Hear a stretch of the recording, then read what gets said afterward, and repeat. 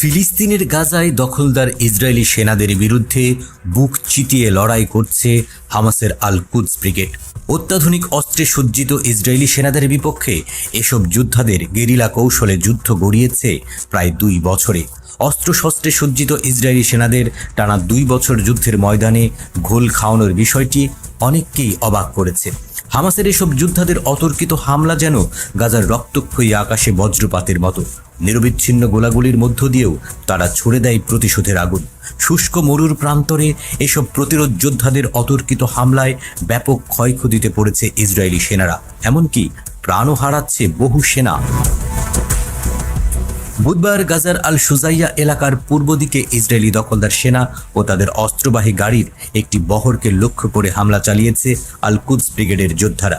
আল কুদস ব্রিগেডের এক field commander জানিয়েছে এ তথ্য।